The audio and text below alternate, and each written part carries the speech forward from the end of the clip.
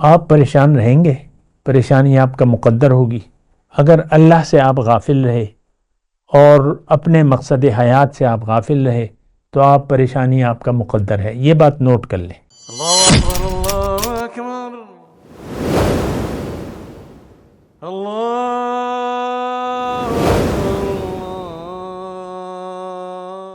اعوذ باللہ من الشیطان الرجیم، بسم اللہ الرحمن الرحیم۔ اللہم صلی علی سیدنا محمد وعلی آل سیدنا محمد بعدد کل ذرۃ مئۃ الف الف مرۃ۔ سامعین و ناظرین کرام، السلام علیکم ورحمۃ اللہ وبرکاتہ۔ آج کا ہمارا موضوع یہ ہے کہ کیا پریشانی ہمارا مقدر ہے؟ دیکھیں، یہ بڑی اہم بات ہے، اور اصل میں دیکھیں ہم سب لوگ پریشان ہیں۔ اگر آپ دیکھیں اور محسوس کریں، ہم میں سے ہر شخص پریشان ہے۔ پریشانی کس چیز کی ہے؟ ہر ایک کے اپنے مسائل ہیں، ہر شخص کے اپنے مسائل ہیں، اور ہر شخص پریشان ہے۔ اور یہ میں دعوے سے کہتا ہوں کہ آپ کو کوئی شخص قلبی سکون والا آپ کو نہیں ملے گا، دائمی سکون، کہ کوئی پریشانی نہ ہو اور سکون سے ہو، نہیں۔ تو اور دیکھیں، جملہ یہ ہے کہ ہر شخص پریشان ہے دنیا کے لیے۔ تو بہرحال آج کے جو میرا موضوع ہے کہ کیا پریشانی ہمارا مقدر ہے، دیکھیں یہ بڑا اہم موضوع ہے۔ ہر شخص خوشی چاہتا ہے، پریشانی نہیں چاہتا۔ اور خوشیاں، اب یہ الگ بات ہے کہ آپ کس چیز میں خوشی دیکھ رہے ہیں، کس چیز میں سکون و اطمینان آپ تلاش کرتے ہیں، وہ بھی میرا موضوع نہیں ہے۔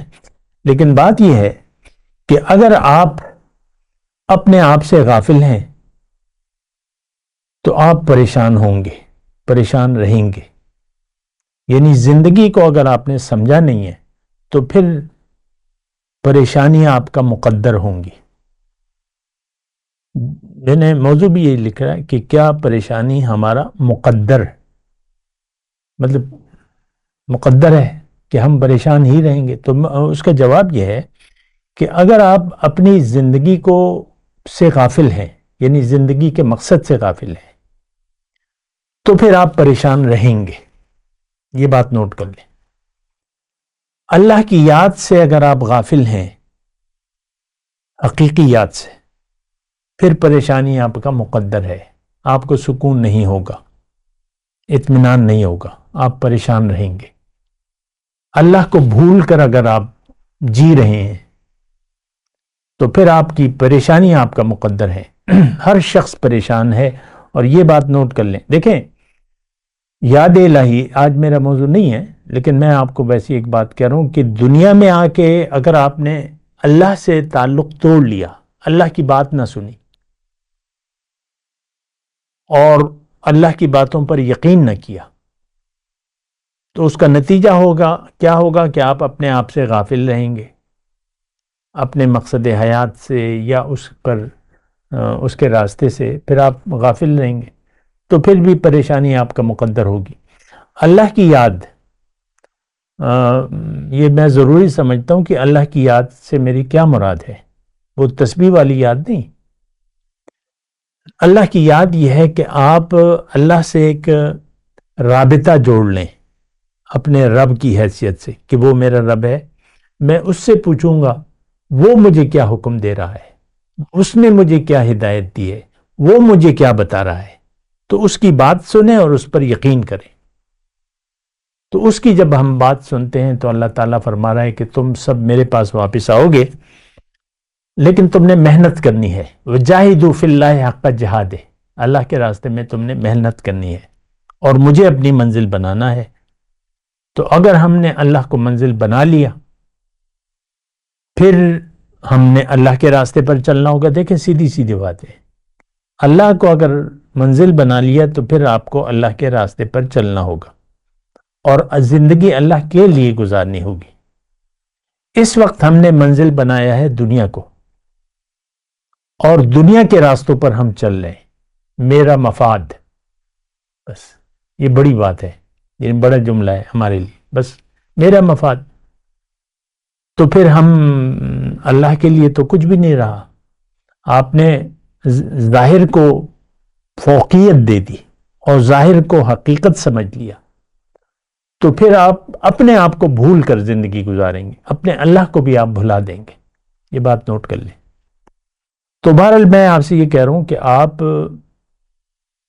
بجائے اس کے کہ پریشانی میں زندگی گزاریں، آپ کو چاہیے کہ آپ اپنی حقیقت کی طرف غور کریں، اپنی زندگی پر غور کریں.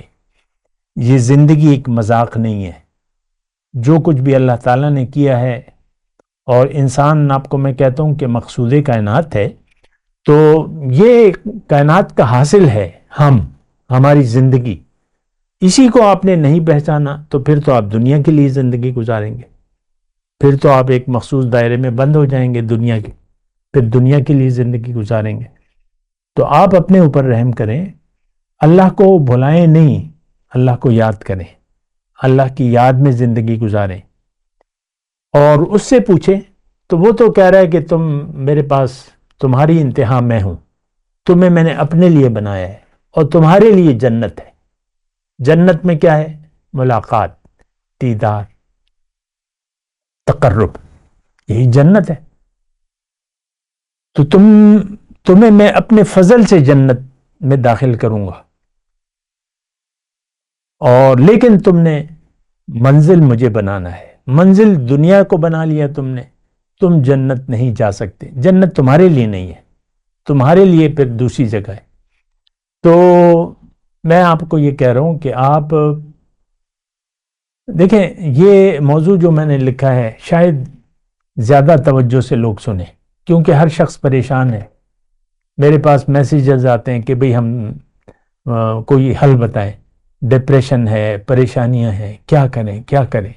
یہ موضوعات زیادہ لوگ سنتے ہیں، اور لوگ یہ توقع رکھتے ہیں کہ ہم کوئی وظیفہ ہمیں بتا دیں، کوئی عمل ایسا بتا دیں کہ بھئی ہم پریشانیاں ختم ہو جائیں، ہم تو بڑے پریشان ہیں. نہیں، ایسی بات نہیں ہے. آپ پریشان رہیں گے، پریشانی آپ کا مقدر ہوگی. اگر اللہ سے آپ غافل رہے اور اپنے مقصد حیات سے آپ غافل رہے تو آپ پریشانی آپ کا مقدر ہے. یہ بات نوٹ کر لیں. دیکھیں، ایک سڑک سیدھی ہے، صراط مستقیم، اور دوسری کوئی سڑک ہے ہی نہیں. تو جو راستہ نہیں ہے، آپ ان پر اپنی زندگی کی گاڑی کو کھینچ رہے ہیں تو آپ تو پریشان رہیں گے. راستہ ایک ہے اور وہ سیدھا راستہ ہے.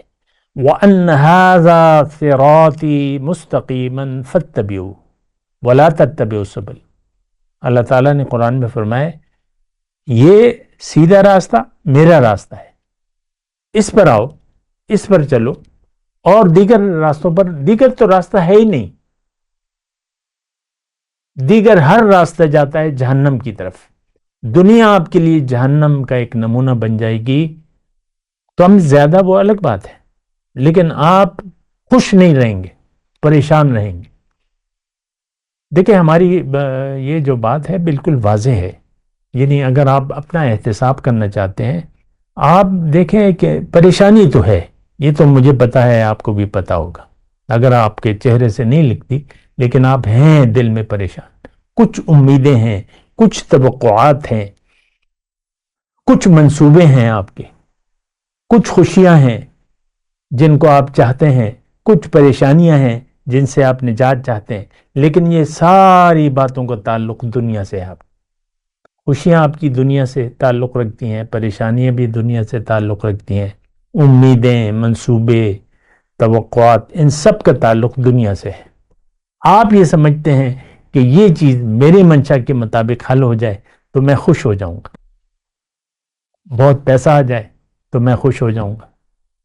تو پیسہ تو ہر چیز کا علاج نہیں ہے. پیسہ ہو شاید آپ کو صحت نہ ملے، اور سکون تو نہیں ہے. یہ سکون صرف اللہ کی یاد میں ہے. الا بذکر اللہ تطمئن القلوب. صرف اللہ کی یاد سے دلوں کو چین پڑتا ہے. اور اللہ کی یاد یہ ہے کہ آپ اللہ کی یاد میں اللہ کے لیے زندگی گزاریں اور اللہ کے راستے پر چلیں. اللہ کا راستہ قرآن ہے، اس پر چلنے کا طریقہ نبی کا طریقہ ہے. حضور صلی اللہ علیہ وسلم نے فرمایا کہ 2 چیزیں میں تم میں چھوڑ کے جا رہا ہوں، اگر تم نے اس کو مضبوطی سے تھام لیا تو کبھی گمراہ نہیں ہوگے، کتاب اللہ و سنتی، اللہ کی کتاب اور میرا طریقہ، بس 2 باتیں ہیں، کتاب اللہ و سنتی، میرا طریقہ اور اللہ کا حکم، اور یہ دونوں چیزیں ہم نے چھوڑ دی ہیں۔ کیوں؟ کہ اللہ تو ہماری منزل ہے نہیں، تو اللہ کا راستہ تو ہمیں بڑا مشکل مان لگتا ہے۔ نیکی ہمیں جو حقیقی نیکی ہے وہ ہم سوچ بھی نہیں سکتے، یہ تو نہیں کر سکتے، یہ تو نہیں ہو سکتا۔ ٹھیک ہے بھائی، تمہاری منزل اللہ نہیں ہے تو تمہیں اللہ تعالیٰ اس کی توفیق بھی نہیں دے گا، اور سمجھ بھی نیکی ہماری سمجھ میں بھی اس وقت نہیں آ رہی، ہم برائی میں مبتلا ہیں، جو بھٹک گیا ہے اس کا نیک کام بھی گمراہی ہے، یہ بات نوٹ کر لیں۔ وآخر دعوانا ان الحمدللہ رب العالمین، السلام علیکم ورحمۃ اللہ وبرکاتہ۔ مولایا صلی وسلم دائما ابدا على حبيبك خير الخلق كلهم